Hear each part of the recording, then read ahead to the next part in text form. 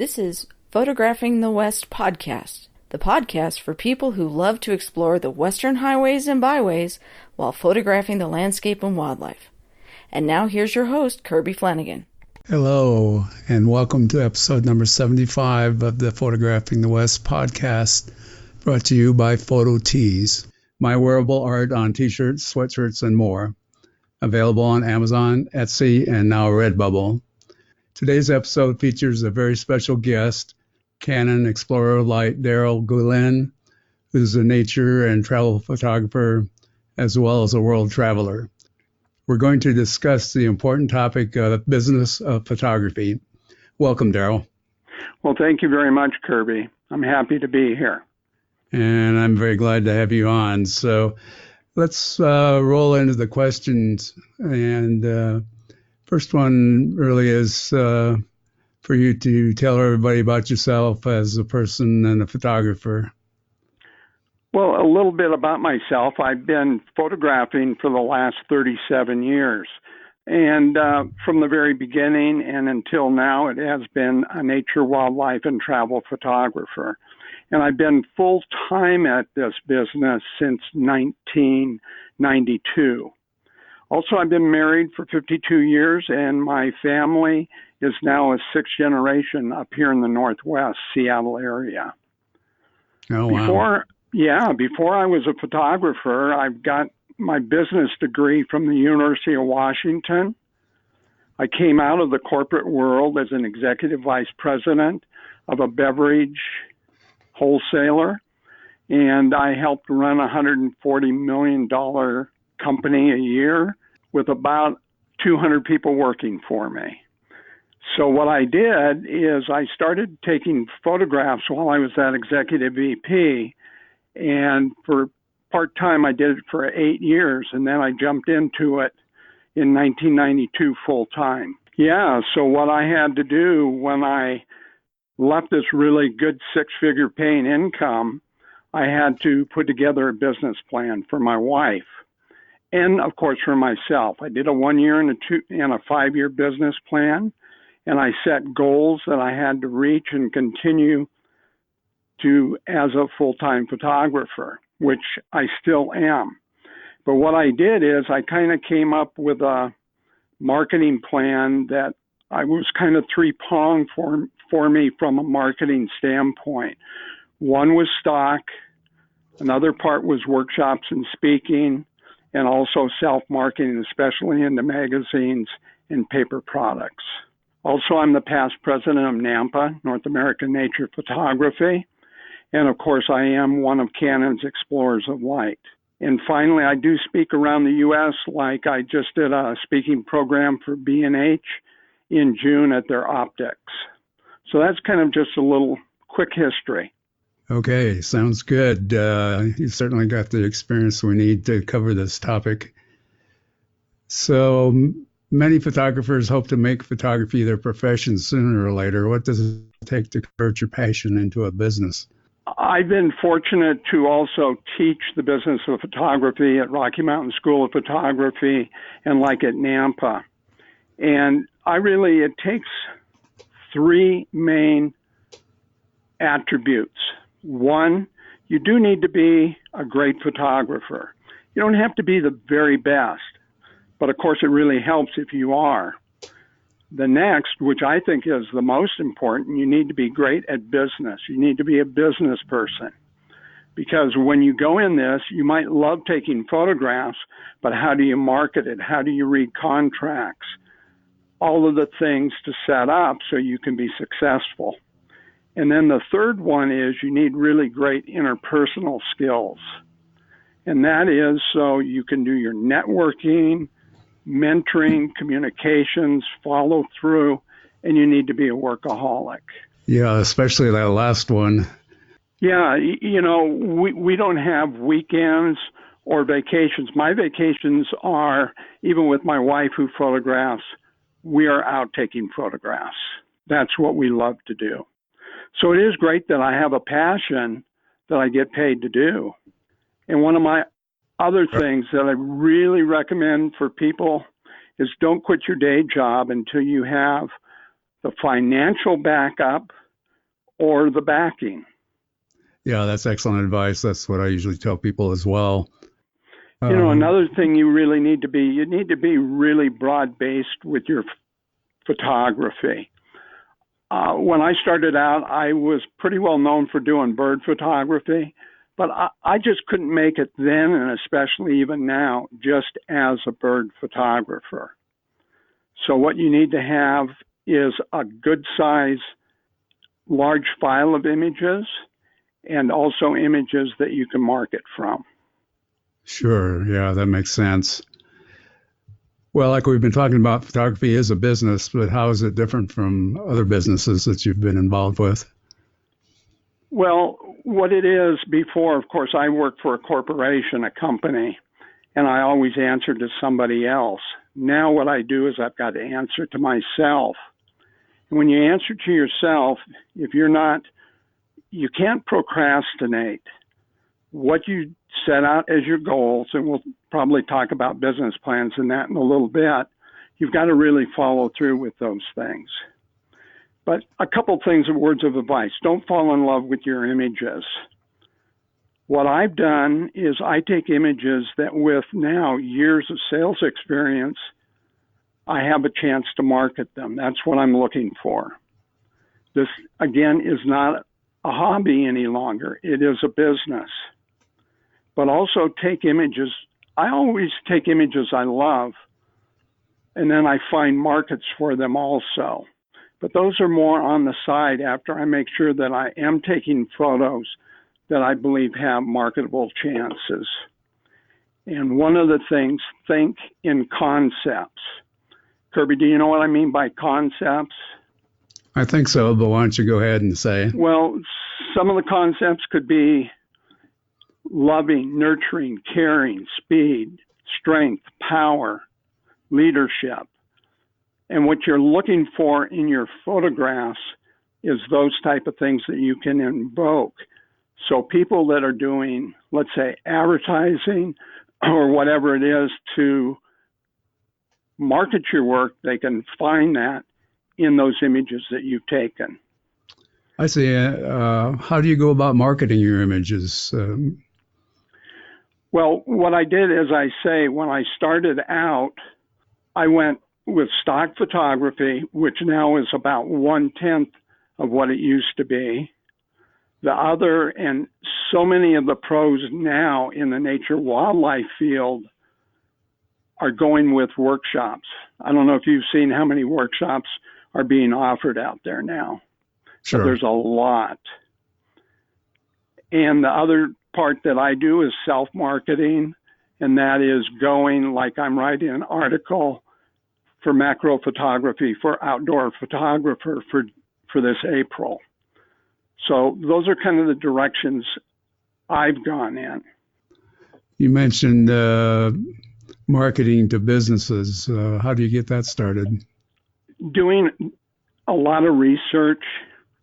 If we're talking about businesses, I'm not going to probably just go to Boeing, but one of the things by having your website, I've been able to get with Apple, Microsoft, and many others that also come to me because of that website.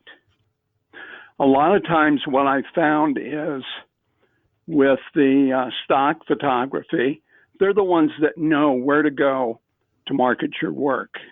Of course, you've got a great reputation, and that undoubtedly helps. How about the guy that's just starting in a business or in the photography business? What advice would you have for him or her?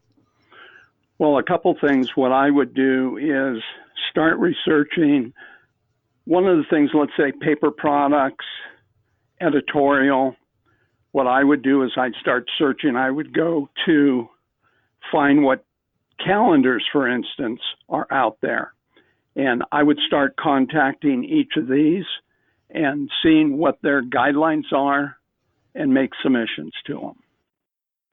If you're going to write an article, just don't have the photographs, but have an article that will fill in for not just the images. Like my macro photography article is going to be talking about all the different steps, lenses, subjects, depth of fields, problems with macro. So what I'm going to do is I'm going to put together a whole concept for them, kind of in bullets for them to take a look at to sell. Okay. Even that business is hard to get into nowadays because photography magazines, like all magazines, are gradually going away. Exactly. So again, that's why you're seeing so many of us. It can be from Art Wolf to myself that we're doing more workshops and bringing the income in that way. So we talked a little bit earlier about the business plan. Why don't you discuss that a bit and make some recommendations to people how to go ahead and build a business plan and then follow through with your business plan? Well, why don't I give some ideas or bullets for putting together some things with a business plan? Of course, what is your name going to be? I started out and I called it Nature's Images, but after a while that doesn't make sense. I'm trying to sell myself, Darrell Gulin. So your business name should be like Darrell Gulin Photography, something such as that. You need something like a company mission statement. What are you trying to do? What are you trying to capture? Where are you trying to go with your market? You need to set goals and milestones, and we'll get back to that in a couple minutes. Target the market. That's kind of what we were talking about. For me, paper products, stock, programs, and also, of course, the workshops. But you need to start targeting your different markets. And we'll talk about some other markets here in a minute. Also, what is your competition in your industry? Also, your legal structure. Are you going to be a sole proprietor or are you going to be a corporation? I'm a sole proprietor. Do you have any unique features that you should outline or you should be working towards? Like, for instance, I, as a guy, what I'm marketing is my unique ability to capture images that are around the 7 continents, but also I can take photographs right in my backyard, and I'm kind of famous for like my butterfly photographs. Also, you've got to know you got to mark down what your limits or liabilities are. I've got just a couple other ideas on this. Some of them that were and have been the most important for me when I did my business plans is, what are your financial goals? What are your financial needs? What kind of income stream do you need? What do you need to do to start up? What do you need after 1 year? What do you need after 5 years? Set time frames for when you're going to put together a website. Are you going to go market and do blogs? Are you going to write articles? Are you going to go to stock? Are you going to go to galleries? Another one that, if I was starting out now, I probably would be taking pictures, well, kind of people pictures, families, and different things like that. So what you need to do is put together time frames for this. And with those time frames, I actually review them. I put them on a calendar, what I'm going to do for the day, what I'm going to do for the week, what I'm going to do for the month. And you need to revise constantly your business plan. So I hope that helps a little bit there. Sure. Sounds like you're more organized than most of us are in the photography world. Well, if you're not organized, truthfully, you're going to be in trouble, because it takes that structure, and it's almost like being left brain, right brained. Great at business, great with your photography. And the people that have that, they're the ones that are going to be really successful. Yeah, it certainly takes both, undoubtedly.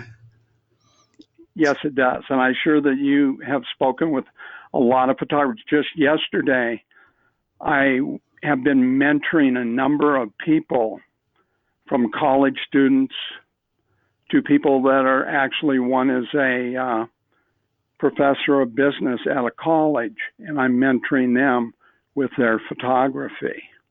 And I was just talking with one of the ladies yesterday, talking all about business, asking the questions, and kind of trying to help them out. So again, review your business plan often, set those goals, especially financially for me, and monitor it and set those time frames. And yes, be organized. The other thing that you learn about when you start a business very early is managing cash flow. So I'm sure that's part of what you do as well. Yes, very, very much so. Also, if you aren't good at accounting and doing your own books, you're going to there's certain expenses that are going to have to be made. And one of them is get a good accountant. Yes, amen to that. Yeah. Once you have your business plan and you're working through the steps, what are the next steps?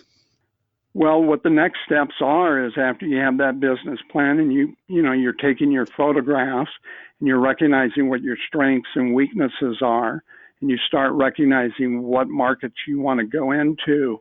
When you're out in the field, you need to be constantly thinking of what type of imagery. Am I going to do an article? So I need to do a story tell. Am I going to do a calendar? I want the beautiful, sweet light. So you need to think about what markets you're going into, actually, when you plan where you're going to photograph and what you photograph. So like for me, I've been to Africa over a dozen times. I'm not looking for a portrait of a lion. I'm looking for a lioness with a baby with interaction. Yeah, that makes sense for sure. So aside from the things that you teach, are there any other resources, photography organizations that? Some of the organizations that for starting your business, or at least some thoughts on this. NAMPA, North American Nature Photography. It's good for networking. Also, sometimes they do have some courses or subjects detailing on your business. Rocky Mountain School of Photography out of Missoula, Montana, has some business courses. Another one, what I would be doing, I would take at a local college a business course. Another idea would be maybe to find somebody in your area and assist them, maybe one of the professional photographers, if possible. Also, I would do we have internet now, where when I started this in the 80s and 90s, we didn't have the internet, but the internet's a great source for us. One of them that you might look at, I can't recommend it, but take a look at it, is Jason Kirby has a photographer in training program. Might work. So those are a couple ideas. Okay, those are all good thoughts. You mentioned social media. Is a social media presence important to starting a photography business? Kirby, the answer is yes, yes, and yes. I, in the past, had not used that much in social media because everybody else was promoting what I was doing, etc. But in this day and age and starting out, that's the only way. Let me give you an example right now. I just signed a new 18-month contract with Canon Explorer of Light. The contract actually calls for us to be reviewed as Explorers of Light every 6 months and audit our social media. That social media is the way you're going to get yourself out there. Now with Canon, their main emphasis is with Instagram. I would say their second most emphasis would be Facebook. Thirdly, you can look at everything from Pinterest. I don't know if you've seen the videos called TikTok where you can put videos in. Those are all mediums where you need to get your name out there. Let's say if you're going to do workshops in the future, start doing those workshops locally, build a client base. Also with social media, you can put your promotions of where you're going next, what's happening, etc. So social media has become a key, even for me. Yeah, most of the photographers I talk to seem to hate social media, but a necessary evil these days. Well, yes, and it takes a lot of time. So that's time management again. But this is a different day and age. It used to be that so often when we would take photographs, the key was for the quality of the image. Now more, it's the content of the image they're interested in. It doesn't have to be. It can be on your cell phone. Of course, with me, it's not going to be on my cell phone. It's going to be on one of my Canon cameras. But, social media takes all venues of imagery in. Oh, if I could promote this, go to my Facebook, Darrell Gulin, and become a friend. That helps me, and then it shares back and forth. Also, Instagram, would love for somebody to post onto that with me also. Yeah, good ideas. How does being a Canon Explorer of Light work? How do you get to be one? To be a Canon Explorer of Light, right now there's only 43 of us in all fields of photography for North America. In the nature wildlife travel field, I think there's 5 of us. It was like instant success. It took me 20 years, Kirby. Okay. Networking, working with them. Also, one of the things that's important, and was important with me as well as it will be with anybody else, is there's been certain crossroads in my career where people have helped mentor or help me. Like a good friend of mine, George Lepp, who I've helped with stock photography, etc., was one of the ones that started introducing me to the people at Canon. So then I started doing little programs for them, showing them that I could represent Canon as an explorer of light. In the early 2000s with Canon, I did the Canon Photo Safaris, which was a television program where we took actors and actresses out into the field. I don't know, did you ever see that program, Kirby? No, I never even heard of it, unfortunately. I'll have to check it out.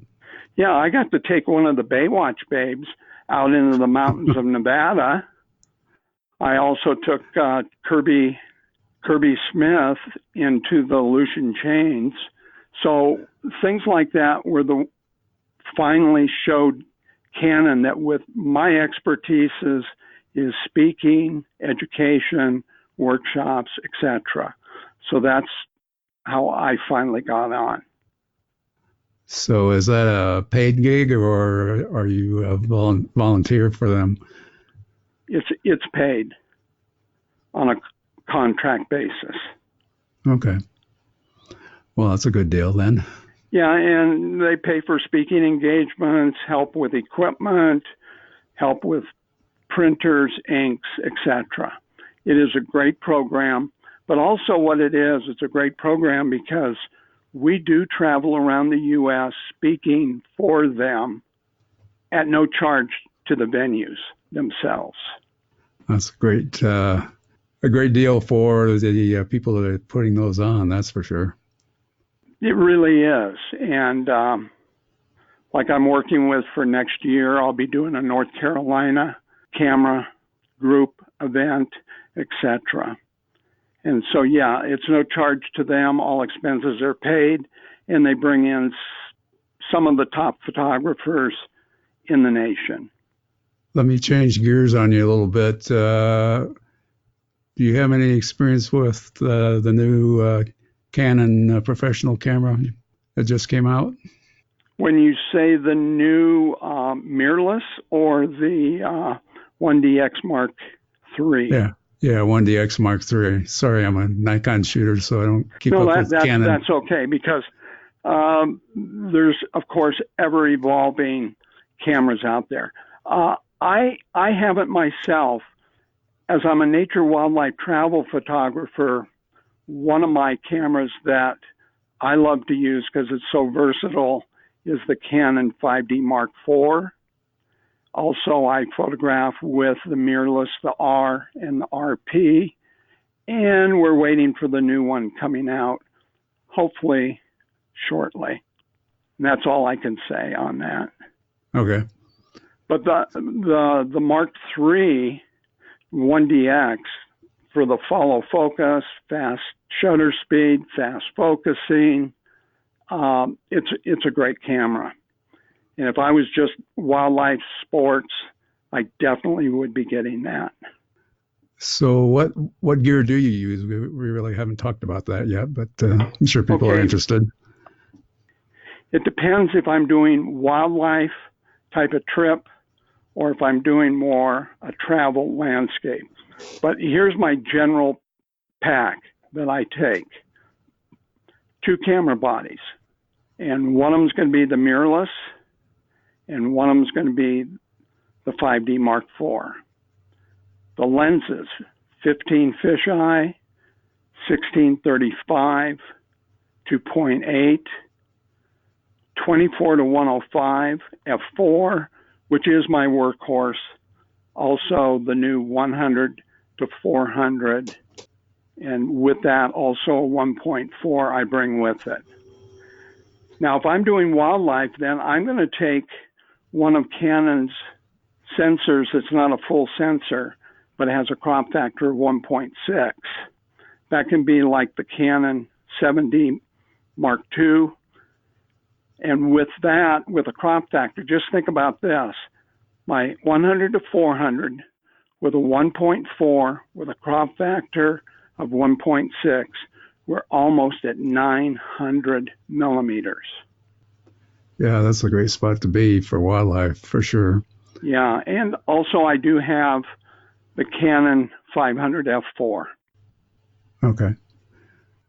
I was just going to ask you, what are your thoughts about mirrorless? Do you like it or don't like it, or how have you done with it?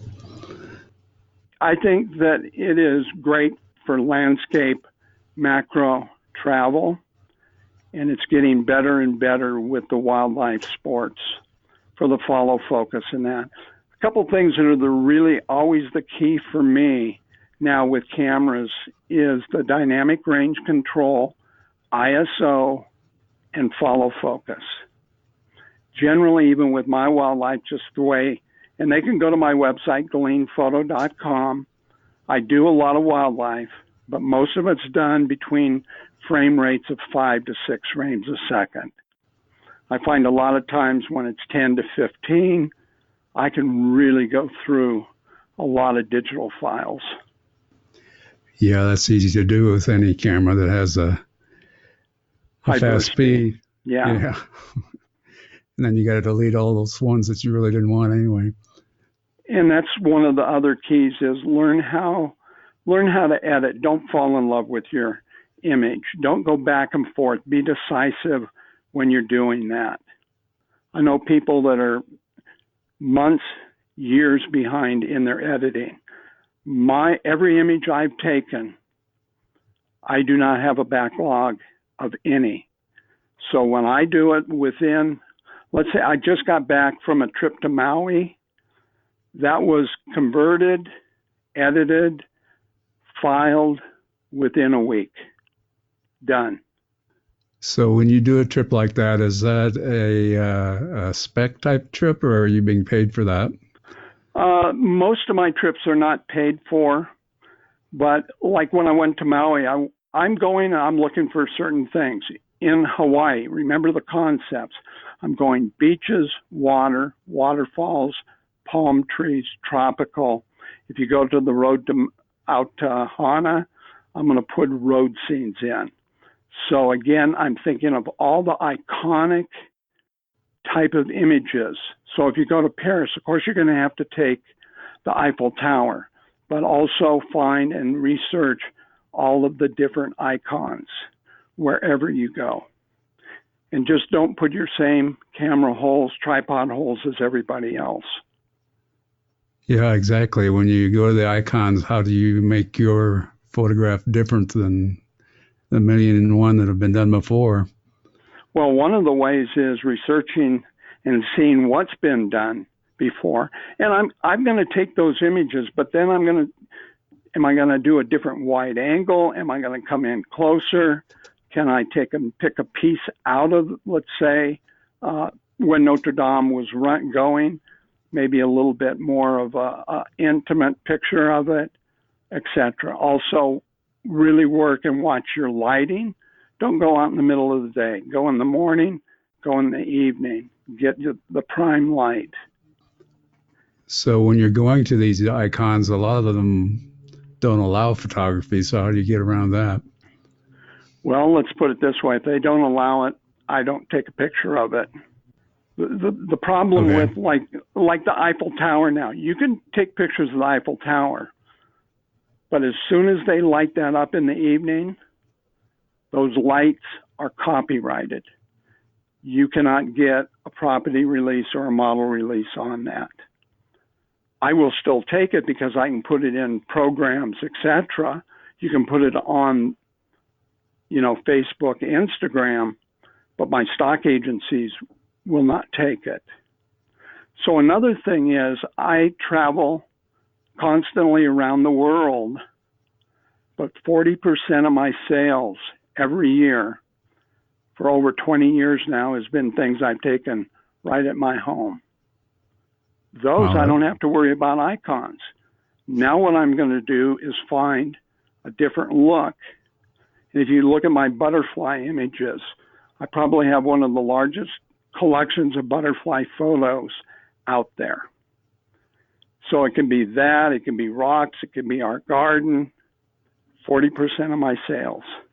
Wow, that's pretty impressive. So we don't always have to travel the world. Yeah, I like your butterfly collection. So, and that's not something that everybody does, and it's certainly not easy to do, depending on which species you're trying to photograph. Anyway. Yeah, I'll give you for instance, last year, this year, and next year, I'm in what's called Inner Reflections calendar. I don't know if you've ever seen it, but it's an engagement calendar.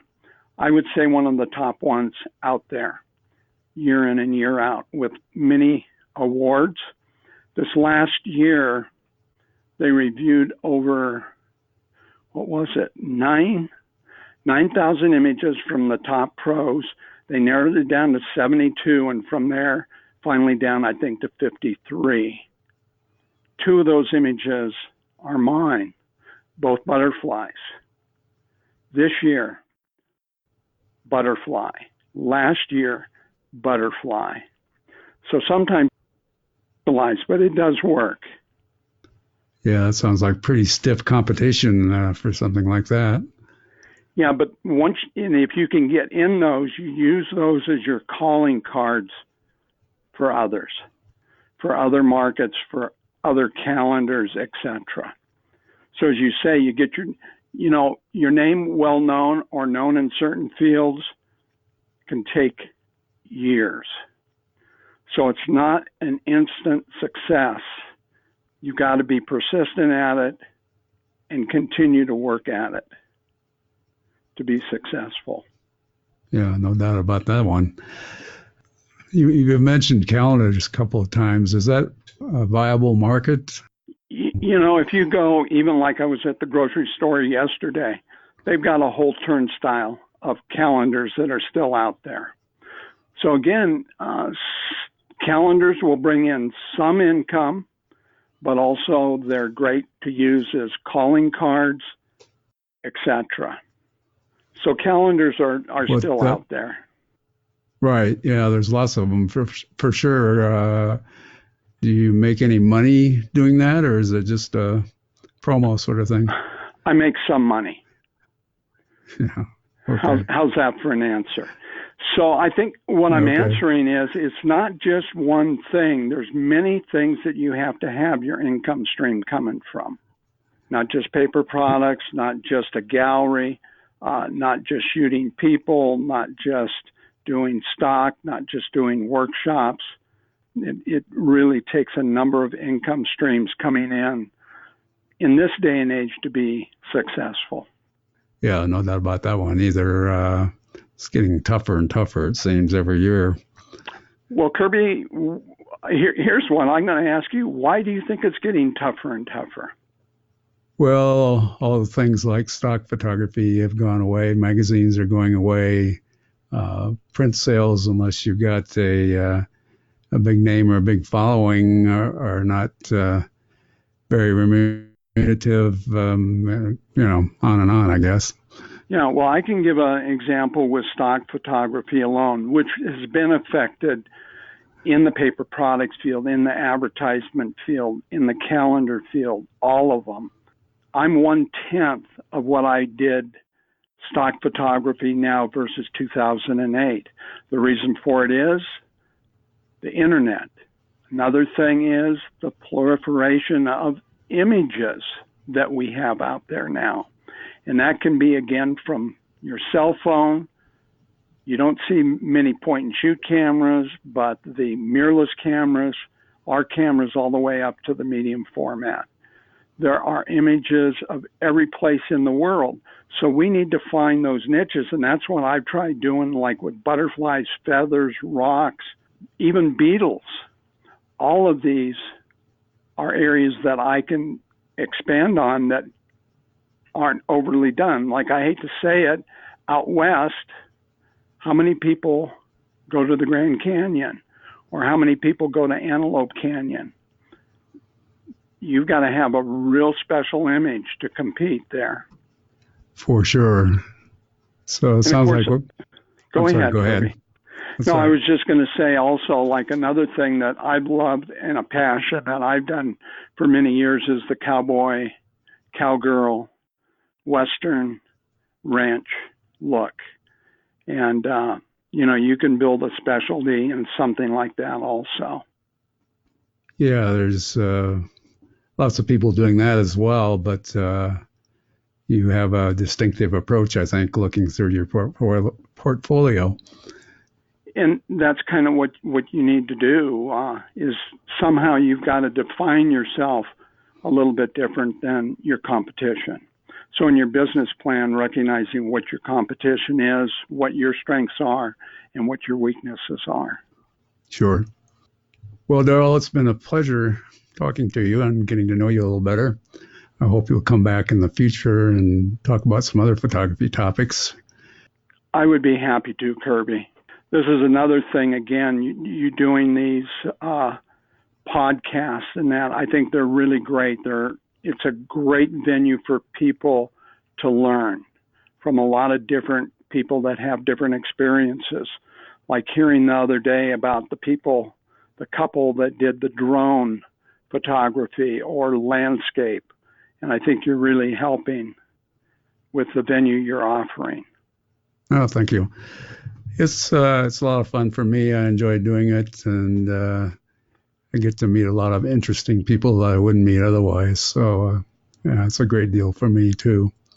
Well, that's great. I'm glad to be involved. Hopefully we can do it again. Yep. This was a tougher subject, the business side. You got to admit to that. People, that's not the fun part of photography, is it? No, it's not. But it's pretty necessary these days rather than just going by the seat of your pants. Yeah, remember the starving artist. We don't want to be a starving artist, do we? No, exactly. Okay. Yes. Thank you.